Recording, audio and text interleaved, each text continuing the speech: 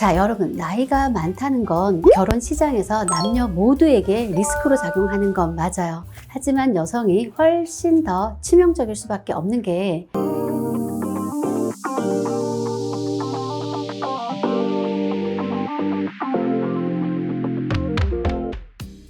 안녕하세요, 문영애입니다. 소위 골드미스로 불리는 분들이 가장 많이 모여있는 곳이 여기 결정사가 아닐까 싶은데요. 좀 더 일찍 전문가를 찾았으면 좋았겠지만 아직 연하도 달려드는 외모에 경제력까지 갖추었다 보니 결국 출산 마지노선이 돼서야 전문가를 찾는 양상이에요. 늦게라도 결혼 결심하신 거 진심으로 환영을 합니다. 문제는 과거 만났던 그 남자가 여전히 이상형이라는 거. 과거의 인연들을 회상하며 그 수준의 남자를 내놓으라 합니다. 여러분, 이러시면 매니저가 많이 곤란하겠죠. 그래서 오늘 40대 골드미스가 결혼을 할 수 있는 방법, 똑똑하게 이상형 바운드리 정하는 방법을 알려드릴게요. 주목해주세요. 자, 스펙은 물론 외적으로도 굉장히 관리가 잘 되어 있는 분들을 우리가 골드미스라 칭하죠. 나는 솔로 만원 특집을 보더라도 아마 여성 출연자 평균 나이가 41세는 되었었죠. 근데 어땠어요? 모두 5살 이상은 어려 보였었죠. 독보적인 커리어에 능력도 좋고 자가도 마련되어 있고 성격도 서글서글하니 원만했었어요. 하지만 결국 나이벽은 넘질 못했죠. 충분한 매력에도 원하는 상대에게 거절을 당했어요. only 나이 때문에.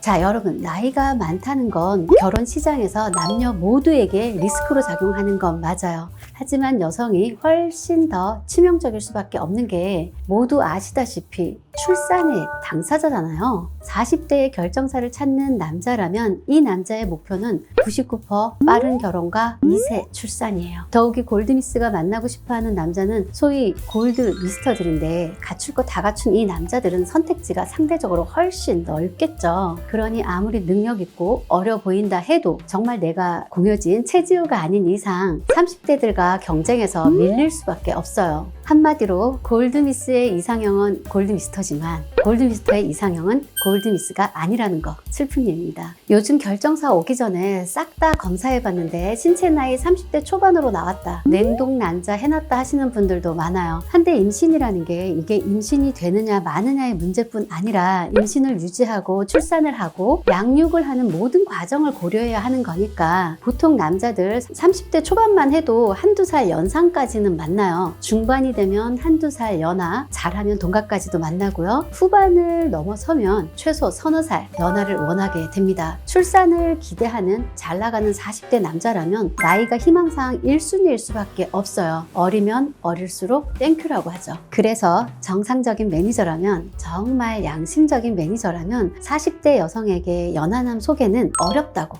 솔직하게 말씀드려야 하고요. 나이차 되도록 적게 보고 싶다 할 경우 재력이나 직업, 키 등 다른 부분에서 반드시 조율이 되어야 해요. 또 재혼도 봐야 한다, 이 말씀도 꼭 드려야 합니다. 다른 거 다 떠나서 재혼만은 절대 싫다 하면 가능도 해요. 단지 대상자가 줄어드는 부분, 역시나 다른 조건을 좀 더 프리하게 열어야 하는 부분 꼭 말씀드려야 하고요. 최근 문의 주신 41살 공기업 다니는 여성분, 전문직 또는 학력 좋은 대기업까지 키 175 이상, 서울에 아파트 마련되어 있는 분을 원하셨는데 이 조건이라면 최대 6살 연상까지는 봐야 한다 했더니 기함을 하셨어요. 그동안 연하만 만났다면서 아저씨를 만나라는 거냐며, 본인이 동안이라서 동갑도 아저씨처럼 보이는 경우가 많다면서 기가 차는 반응이셨죠. 추후 다시 한번 컨택을 했더니 연하 소개를 약속해주는 회사에 가입했다고 하더군요. 만약 그 회사에서 연하남과 결혼을 한다면 아마 이분은 전생에 나라를 구한 게 틀림없습니다. 반면 이상형 바운드리를 활짝 열어주셔서 빠르게 성혼이 된 케이스가 있어요. 올 초에 결혼한 키도 크고 집안도 좋은 43살 여성분인데요. 이분도 상담 시엔 또래였으면 좋겠다, 되도록 초혼이었으면 좋겠다, 본인이 키가 크니 남자 키 178 이상이었으면 좋겠다, 집안 자산도 비슷했으면 좋겠다 등 희망사항은 다른 분들과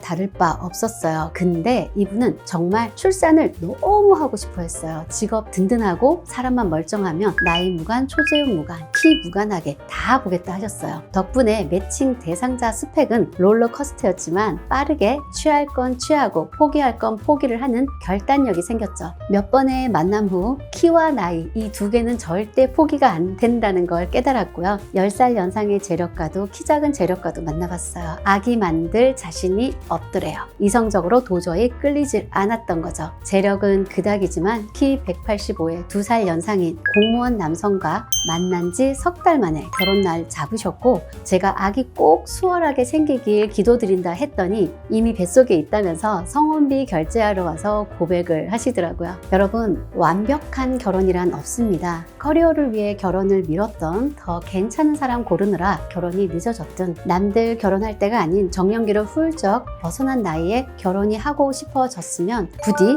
취할 건 취하고 포기할 건 과감히 포기하시길 바랍니다. 올해 간절히 결혼을 원하시는 분들, 꼭 예쁜 아기 낳고 싶다 하시는 분들, 빠르게 결혼하실 수 있게 현실적으로 이상형 바운드리 잡아드립니다. 인연 찾는 일만큼은요, 저 문영애가 최고로 잘하는 일이니까요. 혼자 고민 말고 문의 주세요.